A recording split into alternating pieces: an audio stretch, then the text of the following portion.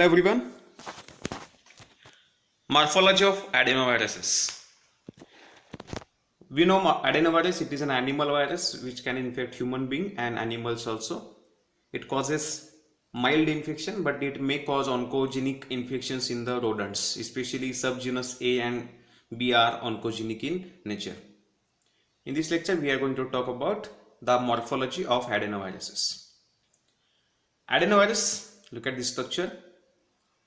It is an virus having icosahedral capsid. Okay, we know icosahedral capsid means it contains 12 corners. So from this we are going to get 6 corners. This purple color 6 corners are there, and from opposite direction total 12 corners are there. So 12 corners, 20 faces and 30 edges, that forms an icosahedral structure. So morphologically adenovirus is having icosahedral capsid. Look at this structure. Surrounding to the capsid there is no envelope, means it is a naked virus. So this is a virus having icosahedral capsid and it is a non-enveloped virus. Okay, size of this virus, कारण आपण म्हणतो की इकोसाहेड्रल capsid हा spherical दिसतो, appearance त्याचा spherical असतो आणि म्हणून आपण त्याचे डायमीटर मेजर करतो. So the diameter of the adenovirus capsid is 70 to 100 nanometer. Non-enveloped icosahedral capsid containing virus. Okay, आता बघा की या स्ट्रक्चर मध्ये तुम्हाला दिसेल की हे जे येलो कलरचे आहेत हे कुठं प्रेझेंट आहे, त्याच्या फेसेस मध्ये, ट्रायंग्युलर फेसेस मध्ये. आणि जे पर्पल कलरचे आहेत these are present, okay, this purple colour are present at the corner, आणि येलो कलरचे आहेत ते कुठं प्रेझेंट आहेत तर फेसेसला प्रेझेंट आहेत. ओके, मग जे कॉर्नर्सला प्रेझेंट आहेत त्यांना आपण काय म्हणतो, पेंटॉन्स. 5 प्रोटोमर पासून बनलेले असतात ते, म्हणून त्यांना आपण काय म्हणतो, पेंटॉन्स. ओके, आणि जे येलो कलरचे आहेत बघा, जे फेसेसला प्रेझेंट आहेत, they are made up of 6 sub units and known as hexons. So pentons आणि हेक्झॉन्स आपण ऑलरेडी डिस्कस केलेलं, आणि आपण हे पण बघितलं की पेंटॉन्स हे नेहमी कॉर्नरला असतात आणि हेक्झॉन्स हे नेहमी कुठं असतात तर फेसेस किंवा एजेसला प्रेझेंट असतात. आता दुसरी गोष्ट अशी की जर तुम्ही बघितलं की प्रत्येक पेंटॉन पासून जो कॉर्नरला प्रेझेंट आहे, असा बघा स्ट्रक्चर पेंटॉनचं. ओके, सो 5 सब युनिट असलेला, 5 sub unit containing 5 protomer containing penton. या प्रत्येक पेंटॉन पासून एक फायबर इमर्ज झाला बघा, आणि त्याला ग्लोब्युलर एंड आहे. ओके, अशा बघा एकूण प्रत्येक कॉर्नरला एक फायबर इमर्ज झालेला आहे. असा हा एकमेव ॲनिमल व्हायरस आहे adenovirus. It is the only animal virus which has penton fibre emerging from penton base. म्हणजे प्रत्येक पेंटॉन बेस जो आहे, हा जो बेस आहे पेंटॉनचा, प्रत्येक पेंटॉन बेस पासून फायबर इमर्ज होणारा हा एकमेव ॲनिमल व्हायरस आहे. हे इम्पॉर्टंट आहे. It is the only virus or only animal virus that contains a fiber which is protruding from each of the 12 pentons. 12 pentons are 12 fibers. Okay, so morphologically it is having icosahedral capsid. एकूण जर capsid मध्ये कॅप्सोमरचा number बघितला तर it has 252 कॅप्सोमर्स. Total 252 कॅप्सोमर्स आहेत. आता आपण बघितलं की एकूण 252 कॅप्सोमर पैकी पेंटॉन्स किती आहेत, पेंटॉन्स कुठं आहेत, कॉर्नरला प्रेझेंट आहेत. कॉर्नर्स किती आहेत, 12. So 12 corner, each corner has single penton, means of the 252 there are 12 pentons. Okay, 252 पैकी 12 काय आहेत तर पेंटॉन आहेत जे कॉर्नरला प्रेझेंट आहेत. म्हणजे राहिले किती, 240. हे काय असणार आहेत आता, obviously हेक्झॉन्स. So 252 are total number of capsomers present in the capsid of adenoviruses. Of the 252, 12 are pentons present at the corners or vertices, and 240 are hexons which are present at the faces of the adenovirus capsid. Okay, आता आपण या स्ट्रक्चरमध्ये जे parts आहेत म्हणजे पेंटॉन, हेक्झॉन आणि internal जो core आहे ते पण डिटेलमध्ये वन बाय वन डिस्कस करायचं. First we are going to discuss pentons. So as I already mention, pentons are present at the corner. बघा, प्रत्येक जो कॉर्नर आहे त्या कॉर्नरला एक पेंटॉन असतो. आता हे कम्प्लीट म्हणजे पेंटॉनचं स्ट्रक्चर आपण कन्सिडर करतो.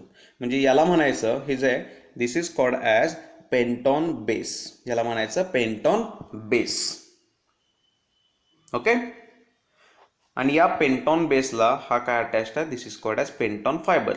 ओके. सो हा पेंटॉन फायबर आहे, पेंटॉन पासून इमर्ज झालेला फायबर, म्हणून त्याला आपण म्हणतो पेंटॉन फायबर. सो पेंटॉनमध्ये दोन कंपोनंट आहेत, एक पेंटॉन बेस आणि दुसरा पेंटॉन फायबर. जो बेस आहे penton base, this penton base is made up of a protein and that protein is called protein 3. So penton base हा एक प्रोटीन 3 नावाच्या प्रोटीन पासून बनलेला. Okay. Penton base is made up of protein 3. आता जर तुम्ही diagram carefully बघितलं तुम्हाला समजेल की या प्रत्येक प्रोटीन 3ला, तर हा एक आपण कन्सिडर केला की हा प्रोटीन 3 पासून बनलेला पेंटॉन बेस आहे. या प्रत्येक पेंटॉन बेसला इकडं व्हाईट कलरची सर्क्युलर अशी आहे. आता व्हाईट कलर आपण डायग्राममध्ये म्हणतो, ओव्हरऑल ॲडेनोव्हायरसमध्ये व्हाईट कलर नाही. डायग्राममध्ये दोन दाखवले बघा, इकडे एक आणि इकडे एक. असे एकूण 5 protein 3A are attached. So to each penton base is made up of protein 3. To each penton base 5 molecules of protein 3 are attached. असे एकूण 5, प्रत्येक त्याच्या पेंटॉन बेसच्या कॉर्नरला एक, असे एकूण 5 प्रोटीन 3A अटॅच्ड असतात. म्हणजे मेजर प्रोटीन कुठला झाला, हा protein 3A which forms penton base. आणि याला काय अटॅच असतात, मायनर प्रोटीन कुठले, प्रोटीन 3A. समजते हे? ओके. म्हणजे हे स्ट्रक्चर असं असेल, म्हणजे हा जर पेंटॉन बेस असेल तर याला इकडं असे एकूण 5, प्रत्येक एंडला असं एकूण 5 प्रोटीन 3A अटॅच असतात. त्यानंतर जो पेंटॉन फायबर आहे, हा जो पेंटॉन फायबर आहे, this penton fiber is made up of protein called as protein 4. So penton fiber is made up of protein 4 and this is a trimeric protein. जो पेंटॉन फायबर आहे त्याच्यामध्ये 3 सब युनिट्स असतात, म्हणून त्याला आपण ट्रायमेरिक प्रोटीन म्हणतो. त्याचं नाव आहे ट्रायमेरिक protein 4 which is attached to the penton base. So penton fiber is made up of protein 4 and this penton fiber has globular end, circular end आहे बघा इथे त्याचा. आता या पेंटॉन फायबरचा रोल काय आहे, तर आपण T4 बॅक्टेरियोफाज स्टडी केला, त्याच्यामध्ये पेंटॉन फायबर नसतो, टेल फायबर असतात, टेलला अटॅच असलेले फायबर असतात. आणि त्यांचं जे काम आहे तेच ॲडेनोव्हायरसमध्ये पेंटॉन फायबरचं काम आहे. सो हे लक्षात ठेवा की पेंटॉन फायबर वेगळा आणि टेल फायबर वेगळा. याच्यामध्ये टेल नाही आहे, फक्त इकोसाहेड्रल कॅप्सिड आहे. आणि या कॅप्सिडमध्ये त्याचा जो पेंटॉन आहे त्याच्यापासून फायबर अराईज झालेलं आहे, त्याला आपण म्हणतो पेंटॉन फायबर. ऑब्व्हियसली पेंटॉन फायबरचं फंक्शन काय, recognition of host cell receptor. म्हणजे होस्ट सेलच्या सरफेसवर रिसेप्टर कुठं आहेत हे रिकग्नाइज करायचं आणि नंतर त्याला बाइंडिंग करायचं. So recognition and binding to host cell surface receptor. Recognition and binding to host cell surface receptor, this is a function of penton fiber. Okay. प्रत्येक कॉर्नरला एक पेंटॉन फायबर आहे, म्हणजे आपण असं म्हणू शकतो की 12 कॉर्नर्स आहेत, 12 अटॅचमेंट साइट्स आहेत. त्याला कुठल्याही साईडनं किंवा कोणत्याही पेंटॉन फायबरचा यूज करून तो अटॅच होऊ शकतो होस्ट सेलला. ओके. पेंटॉन बद्दल बोलायचं झालं तर अजून एक महत्वाची गोष्ट अशी आहे, ॲडेनोव्हायरसेस दे शोज टॉक्झिक ऍक्टिव्हिटी. त्याच्यामध्ये टॉक्झिक ऍक्टिव्हिटी असते, म्हणजे ते टॉक्झिन नाही पण टॉक्झिसिटी असते त्यांच्याकडं. आणि ती कशामुळे असते, it is purely related to the pentons. So penton shows toxic activity. हा जो पेंटॉन आहे ॲडेनोव्हायरसची जी टॉक्झिसिटी आहे, ती toxicity it is purely because of the pentons. Okay. आणि त्यामुळे ते होस्ट सेलला डॅमेज करू शकतात with the help of this pentons. म्हणजे जे काही टिश्यू डॅमेज असेल, जो आपण सायटोपॅथिक इफेक्ट म्हणतो, it is purely based off or it is purely because of this pentons. So penton has toxic activity. Penton fibres are attachment organs. They can recognize the host cell receptor and they can bind to it. Okay, so the first component of adenovirus structure is penton. पेंटॉन नंतर second component आहे तो म्हणजे हेक्झॉन. आणि जसं आपण already discuss केलं की हेक्झॉन हे त्याच्या फेसेसला प्रेझेंट असतात. Look at this structure. हे जे येलो कलरचे दिसतात तुम्हाला इंडिव्हिज्युअल 1 2 3 4 लाईकवाईज 1 2 3 4 ओके, प्रत्येक त्याच्या फेसला असे हे हेक्झॉन्स प्रेझेंट आहे. So hexons are present at the edges or triangular faces. Hexons त्याच्या नावातच आहे कारण ते 6 प्रोटोमर पासून बनलेले असतात, म्हणून त्याला आपण हेक्झॉन्स असं म्हणतो. आता पुन्हा हे जे हेक्झॉन्स आहेत, okay, they are made up of protein called protein 2. So look at this structure. हा जो एक हेक्झॉन आपण कन्सिडर केला तर या एका हेक्झॉनमध्ये किंवा हा जो एक हेक्झॉन आहे it is made up of protein called as protein 2. So hexons are made up of protein 2. आता हा एक प्रत्येक आपण स्ट्रक्चरमध्ये बघितलं तर समजा की हा एक हेक्झॉन आहे. ओके, हा एक हेक्झॉन आहे. आता या हेक्झॉन कशापासून बनला आहे? हा it is made up of protein called protein 2. आता या प्रत्येक हेक्झॉनला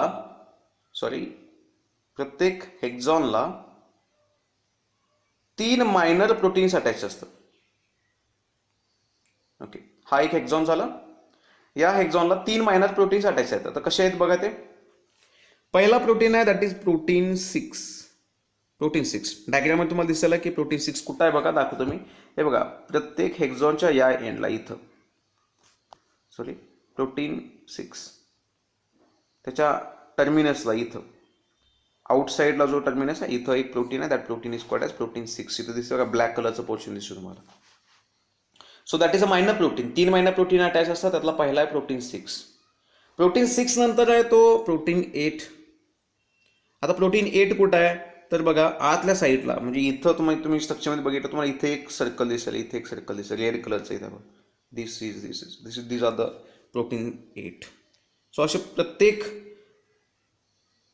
मेजर प्रोटीन जो प्रोटीन 2 आहे त्याला 3 मायनर प्रोटीन्स आहेत, प्रोटीन 6, प्रोटीन 8 आणि प्रोटीन 9. आता प्रोटीन 9 कुठं आहे तर प्रोटीन 9 2 हेक्झॉन्सच्या मध्ये असतो बघा. म्हणजे हा एक हेक्झॉन आहे, यांच्यामध्ये इथं जो प्रोटीन आहे this is called protein 9. Okay, so carefully बघितलं तुम्हाला ते दिसेल. ओके, आता आपण स्ट्रक्चर थोडंसं डिटेल बघूया. हे बघा, प्रोटीन 6 कुठं आहे तर प्रोटीन 6 हा इथं ब्लॅक कलर दिसतोय बघा एंडला. प्रोटीन 8 कुठं आहे तर हा जो रेड कलरची दिसत सर्क्युलर हे आतल्या बाजूला आहेत इंटरनल साईडला प्रोटीन 8. आणि प्रोटीन 9 कुठं आहे तर 2 हेक्झॉन्सना कनेक्ट करणारे जे दिसतात तुम्हाला दीज आर द प्रोटीन 9. हे 3 मायनर प्रोटीन्स आहेत की जे प्रोटीन 2 जो मेजर प्रोटीन आहे त्याला अटॅच्ड असतात. ओके, तर हे हेक्झॉन आहे. आणि मग या बाकीचे जे 3 मायनर प्रोटीन्स आहेत प्रोटीन 6, 8 आणि प्रोटीन 9 यांचा रोल काय तर या मायनर प्रोटीनचा रोल असा असतो की they are involved in the stabilisation of the structure. म्हणजे हे जे कॅप्सिड आहे तर कॅप्सिड स्ट्रक्चर स्टॅबिलाइज करण्याचं काम हे 3 मायनर प्रोटीन्स करतात. म्हणजेच एक प्रकारे सपोर्ट देण्याचं काम हे 3 मायनर प्रोटीन्स करतात. या व्यतिरिक्त हे जे 3 मायनर प्रोटीन्स आहेत यांचा रोल असेंब्लीमध्ये सुद्धा आहे असं कन्सिडर केलं. तर हे एक्झॅक्टली नोन नाही आहे, पण असं समजलं जातं की these minor proteins are also involved in the assembly of adenovirus. Okay, so this is all about the hexon. After hexon, the next component of viral structure is core. आता मी तुम्हाला यापूर्वी पण सांगितलं की आपण जेव्हा सेल म्हणतो की सेल वॉल आहे किंवा सेल मेम्ब्रेन आहे आणि सेल मेम्ब्रेनच्या आतल्या पार्टला आपण सायटोप्लाझम असं म्हणतो किंवा प्रोटोप्लाझम असं म्हणतो. तसं व्हायरस असेल आणि व्हायरसचं कॅप्सिड असेल, कॅप्सिडचा आतला जो पार्ट असेल त्याला आपण कोर म्हणतो, हे लक्षात ठेवा. सो आता हे बघा, हा एक कॅप्सिड आहे म्हणजे व्हायरसच्या सराउंडिंग प्रोटीनचं एक कव्हरिंग आहे आणि त्याच्या आतला जो पार्ट आहे त्याला आपण काय म्हणतो कोर म्हणतो. जसं सायटोप्लाझम असतं सेलमध्ये तसं व्हायरसमध्ये कोर असतो. आता या कोरमध्ये सुद्धा काही प्रोटीन्स आहेत, ते प्रोटीन्स आता आपण डिस्कस करायचे. पहिला प्रोटीन आहे TP. TP stands for terminal protein. Terminal protein. आता टर्मिनल प्रोटीन म्हणजे का, जो प्रोटीन टर्मिनसला प्रेझेंट आहे त्याला टर्मिनल म्हणणार आपण, म्हणजे एंडला प्रेझेंट आहे. पण कुणाच्या एंडला? डीएनएच्या एंडला. लुक ॲट दिस. जो स्काय ब्ल्यू स्ट्रक्चर दिसतो तुम्हाला इथे, स्काय ब्ल्यू स्ट्रक्चर, हा त्याचा जिनोम आहे, डबल स्ट्रँडेड डीएनए. आणि या डीएनएच्या एंडला, 5 प्राइम एंडला एक तुम्हाला ब्ल्यू कलर बॉक्स दिसतो तुम्हाला इथं बघा, इथं पण आहे. म्हणजे हा जर डीएनए आहे, त्या डीएनएला इथं 5 प्राइम एंडला इथं एक प्रोटीन असतो, आणि that protein is called as terminal protein. So terminal protein is covalently attached to the 5 prime end of the genome. नंतर टर्मिनल प्रोटीन नंतर जो दुसरा प्रोटीन आहे दॅट इज प्रोटीन 5. आता प्रोटीन 5 बघा, जिनोमच्या भोवती रेड कलर जे प्रोटीन्स आहेत, हे एक जे स्ट्रक्चर दिसतं आपल्याला. Okay, so this is the protein 5. आणि याच्या एकूण 180 कॉपीज असतात. म्हणजे प्रत्येक व्हायरसमध्ये, प्रत्येक व्हायरस पार्टिकल ज्याला व्हिरिओन म्हणतो आपण, so per virion 180 copies of protein 5 are present. आणि हा जो प्रोटीन 5 आहे, this is an basic protein. म्हणजे आपण ॲसिडिक आणि बेसिक म्हणतो, त्यातला हा बेसिक आहे. So protein 5 is a basic protein. Then after protein 5 next is protein 7. Protein 7. आता प्रोटीन 7 कुठं आहे, तर जो डीएनए, हे बघा, जो डीएनए, या डीएनएवर स्मॉल ब्लॅक कलरचे प्रोटीन्स अटॅच आहेत बघा, डीएनएवर अटॅच झालेले स्मॉल ब्लॅक कलरचे proteins, these are called as protein 7. Okay, so बघा, हा डीएनएचा इथं जो ब्ल्यू कलर प्रोटीन आहे त्याला आपण टर्मिनल प्रोटीन म्हटलं, 2 एंडला टर्मिनल प्रोटीन्स आहेत. हा जो रेड कलरचे हे जे प्रोटीन्स आहेत त्यांना आपण काय म्हटलं, प्रोटीन 5, 180 कॉपीज आर प्रेझेंट. आणि हा प्रोटीन 7 जो आहे, protein 7 1070 copies, 1070 copies are present per virion. म्हणजे एका डीएनएला एकूण 1070 number of protein 7 are attached. Again protein 7 is an basic protein. हा सुद्धा एक बेसिक प्रोटीन आहे. बेसिक प्रोटीनमध्ये अर्जिनिन अमिनो ॲसिड जास्त आहे याच्यामध्ये. So it is arginine rich basic protein.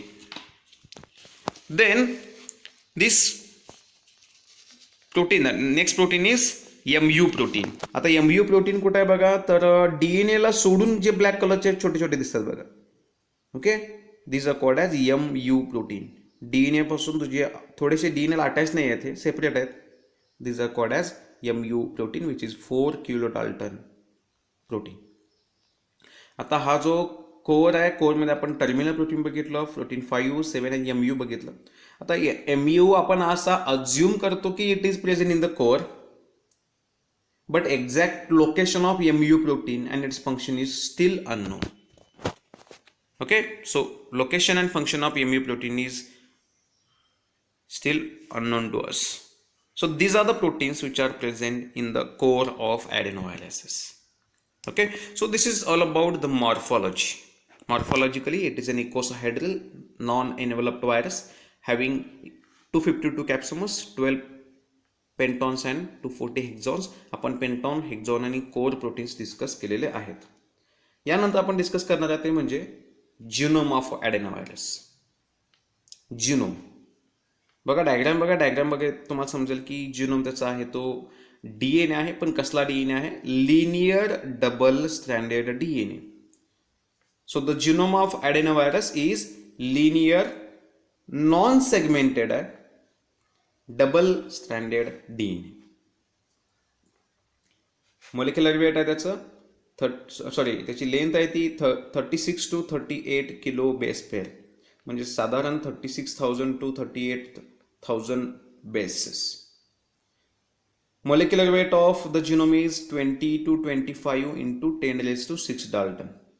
This is the molecular weight of adenovirus genome. And this genome of adenovirus has more than 30 genes. प्रत्येक gene express होतं असं नाही, पण मोर दॅन 30 जीन्स त्याच्यामध्ये present आहे. म्हणजे कम्पॅरेटिव्हली हा लार्ज जिनोम आहे. कम्पॅरेटिव्हली हा ॲनिमल व्हायरसमध्ये जर बघितलं तर आपल्याला हा कम्पॅरेटिव्ह थोडासा छोटा जिनोम आहे, कारण बॅक्टेरियोफाजेसमध्ये अप्रॉक्सिमेटली 30-40 जीन्स असतात. So genome is linear non segmented double standard DNA having more than 30 genes. आता जिनोमकडे लक्ष द्या, डायग्रामकडे लक्ष द्या. डायग्राम बघितल्यानंतर तुम्हाला समजेल. इथं बघा एक सिक्वेन्स दिला आहे. आता हाच सिक्वेन्स असतो असं नाही, एक्झाम्पल म्हणून दिलेला आहे. एक सिक्वेन्स आहे 5 प्राइम एंडला ATGC. सेम सिक्वेन्स आहे त्याच्या अपोजिट स्ट्रँडच्या अपोजिट एंडला. इथं बघा ATGC. इथं पण बघा TACG. हाच सिक्वेन्स इथे रिपीट झाला TACG. पण जर केअरफुली बघितलं तुम्हाला समजेल, इथं ATGC आहे, इथं पण ATGC आहे, पण इथला ATGC पेक्षा हा सिक्वेन्स कसा आहे, त्याच्या उलटा आहे, इन्व्हर्टेड आहे. So this sequence is repeated in a inverted manner. This sequence is repeated in a inverted manner. कारण हा बघा GCAT आहे आणि हा सुद्धा GCAT आहे, पण इन्व्हर्टेड मॅनरमध्ये. आणि याला आपण काय म्हणतो, we call it as inverted terminal repeats. त्यांना आपण इन्व्हर्टेड टर्मिनल रिपीट्स म्हणतो. आणि आता आपल्या डायग्राममध्ये किती बेसेस रिपीट झालेले आहेत, तर 4 बेसेस रिपीट झालेले आहेत. 4 बेसेस दोन्ही स्ट्रँडवर रिपीट झालेले आहेत. पण ओव्हरऑल ॲडेनोव्हायरसमध्ये बघितलं आपण तर ॲडेनोव्हायरसमध्ये अप्रॉक्सिमेटली त्याच्या प्रत्येक एंडला 100 to 140 बेसेसचा टर्मिनल रिपीट असतो. So that means 100 to 140 bases are repeated in an inverted manner. So हे लक्षात ठेवा की adenovirus genome has inverted terminal repeats. आणि त्या या इन्व्हर्टेड टर्मिनल रिपीट्समध्ये एक टिपिकल स्ट्रक्चर फॉर्म करतात ते आपण नंतर बघूया. या ITR मीन्स इन्व्हर्टेड टर्मिनल रिपीट्सची अजून एक इम्पॉर्टंट गोष्ट अशी की they serve as an origin of replication. They serves as origin of replication. Origin of replication म्हणजे DNAचा असा पार्ट की जिथून रिप्लिकेशन बिगिन होतं, ओरिजिनेट होतं. सो इन केस ऑफ ॲडेनोव्हायरस, कारण लिनियर जिनोम आहे, सर्क्युलर नाही आहे, ज्या ठिकाणी त्याचे टर्मिनल एंड्स आहेत, रिपीट्स आहेत, that serves as an origin of replication. Okay. आता या डायग्राममध्ये तुम्ही अजून एक गोष्ट नोट केली असेल की त्याच्या 5 प्राइम एंडला एक मी जसं एक येलो कलरचा दाखवला प्रोटीन आहे. तो एक बघा दोन्ही 5 प्राइम एंडला, 3 प्राइम एंडला नाही. इथे एक प्रोटीन आहे आणि इथे एक प्रोटीन आहे. आणि this protein is called as terminal protein. Okay. So each 5 prime end of the genome has terminal protein. तर 2 गोष्टी लक्षात ठेवायच्यात ॲडेनोव्हायरसच्या जिनोमबद्दल. एक म्हणजेच त्याच्या एंडला it is flanked by inverted terminal repeats, 100 to 140 base pair inverted terminal repeats. And each 5 prime end of the linear double stranded DNA has terminal protein. Okay. आता या terminal प्रोटीनचा आणि इन्व्हर्टेड टर्मिनल रिपीटचा किंवा या दोघांच्या मला काही स्ट्रक्चर्स फॉर्म होतात DNAचे, ते आता आपण डिस्कस करूया. ओके. आता आपण डिस्कस करूया की या डायग्राममध्ये एक्झॅक्टली काय सांगायचं आपल्याला. ओके. आता बघा जिनोम कसा आहे ॲडेनोव्हायरसचा, तर लिनियर आहे, linear double standard DNA having inverted terminal repeats. आता बघा इथला जो सिक्वेन्स, समजा आपण हे 2 स्ट्रँड सेपरेट केले, हा वरचा स्ट्रँड सेपरेट केला आणि दुसरा स्ट्रँड सुद्धा सेपरेट केला. सेपरेट केल्यामुळे काय होणार आता. ओके. तर बघा सेपरेट जर आपण दोन्ही स्टँड्सला केलं तर समजा इथं सिक्वेन्स आहे ATGC आणि दुसऱ्या स्टँडचा सिक्वेन्स आहे तो असा असणार आहे, इथं असणार ATGC, याला कॉम्प्लिमेंटरी इथं असणार TACG. ओके. आणि इथं असणार आहे तो TACG. आता मी दुसरा स्टँड इथं थोड्या वेळासाठी रिमूव्ह करतो. फक्त आता एक स्टँड. आता आपण काय केलं, 2 स्टँड सेपरेट केलेले आहेत. ओके. आधी कसं होतं की हे 2 स्टँड असे अटॅच होते. आता आपण काय केलं की हे 2 स्टँड सेपरेट केलं, वरचा स्टँड वेगळा दुसरा स्टँड वेगळा. आता काय होतं बघा, तुम्ही जर बघितलं की 2 स्टँड सेपरेट केलं, याला आपण डिनॅच्युरेशन म्हणतो. डिनॅच्युरेशन झालं. आता बघा की हा जो स्टँड आहे इथं A आहे तर इथं कोण आहे, T आहे. इथं T आहे तर इथं आहे A. इथं GC आणि GCला G, म्हणजे याचा अर्थ असा की या एंडचा जो सिक्वेन्स आहे आणि या एंडचा सिक्वेन्स आहे एकमेकाला कसा आहे, कॉम्प्लिमेंटरी आहे. म्हणून जेव्हा 2 स्ट्रँड सेपरेट होतात त्यावेळी काय होईल बघा की हे 2 स्ट्रँड जे कॉम्प्लिमेंटरी आहेत त्याचा जो एंड आहे ते एकमेकाला पेअर करतील आणि मधला जो सिक्वेन्स हा कॉम्प्लिमेंटरी नसणार, त्यामुळे इथं काय होईल, लूप फॉर्मेशन होईल. बघा इथं A तर इथं T, इथं T तर इथे A, इथं C तर इथे G. त्यामुळे इथं काय झालं, यांच्यामध्ये हायड्रोजन बॉन्ड तयार झाले आणि इथं हे असं स्ट्रक्चर तयार झालं आणि मधला जो सिक्वेन्स आहे इथला तो नॉन कॉम्प्लिमेंटरी असल्यामुळे इथं काय होणार, लूप स्ट्रक्चर फॉर्म होईल. अशा पद्धतीने जे स्ट्रक्चर फॉर्म होतं, this structure is called as panhandle structure. Look at this diagram. So usually the genome of adenovirus is double-stranded linear DNA, but upon denaturation the ends gets annealed. म्हणजे दोन end काय होतात, एकमेकाला complementary pairing करतात आणि त्यामुळे हे असं जे स्ट्रक्चर होतं, या स्ट्रक्चरला आपण म्हणतो पॅन हँडल स्ट्रक्चर. आता पॅन माहिती आपल्या सगळ्यांना, आपण घरी पॅन यूज करत असतो. त्या पॅनचा हँडल स्ट्रक्चर म्हणजेच ओव्हरऑल पॅन हँडल स्ट्रक्चर तो फॉर्म करू शकतो. तर हे लक्षात ठेवा की जेव्हा डिनॅच्युरेशन होतं, डिनॅच्युरेशन म्हणजेच जेव्हा दोन स्ट्रँड सेपरेट होतात, तेव्हा they may form pan handle structure because of complementary sequences present at their terminuses. So टर्मिनसला कॉम्प्लिमेंटरी सिक्वेन्स असल्यामुळे अशा पद्धतीने ते पॅन हँडल स्ट्रक्चर फॉर्म करू शकतात. याचा अर्थ असा नाही की प्रत्येक वेळी फॉर्म करतीलच. मी काय म्हणतोय, ते they can form pan handle structure. Okay, तर हे लक्षात ठेवा. दुसरी गोष्ट काय की सपोज हा जो DNA double stranded DNA, if this double stranded DNA is treated with hydrochloric acid HCl. So आपण जेव्हा या डीएनएला हायड्रोक्लोरिक ऍसिडची ट्रीटमेंट देतो त्यावेळी काय होतं, आपल्याला माहिती आहे की त्याच्या 5' एंडला एक प्रोटीन आहे, इथं एक प्रोटीन आहे, टर्मिनल प्रोटीन म्हणतो आपण, आणि दुसऱ्या 5' एंडला एक प्रोटीन आहे, that is also called as a terminal protein. So जेव्हा HClची ट्रीटमेंट दिली जाते तेव्हा काय होतं की हे जे प्रोटीन्स आहेत, इथला प्रोटीन आणि हा प्रोटीन दोघं एकमेकाला बाइंड करतात आणि त्यामुळं हा डीएनए कसा होतो, इट बिकम्स सर्क्युलर. इथं बघा, एका स्टँडचा हा टर्मिनल प्रोटीन आणि दुसऱ्या स्टँडचा हा terminal protein. With the help of these two terminal proteins they gets circularize. So linear genome gets circularized. So terminal protein produces circular forms. कळतंय, इथला प्रोटीन आणि इथला प्रोटीन हे एकमेकाला बाइंड करतात. हा प्रोटीन इथं बाइंड करतो आणि हा प्रोटीन याला बाइंड करतो, त्यामुळे linear DNA becomes circular upon treatment with HCl. Okay, आणि समजा हा जो टर्मिनल प्रोटीन आहे तो प्रोटीन आहे, त्याला जर प्रोटीएज एन्झाईमची ट्रीटमेंट दिली आपण, म्हणजे काय होणार, हा प्रोटीन सेपरेट होईल. सो प्रोटीन जेव्हा सेपरेट होईल त्यावेळी डीएनए पुन्हा कसं होणार आहे, लिनियर होणार. Okay, so upon treatment with HCl, linear DNA becomes circular, and if we give an treatment of protease enzyme to this circular DNA, it may produce linear DNA. Okay, so this is all about the genome of adenoviruses. Thank you.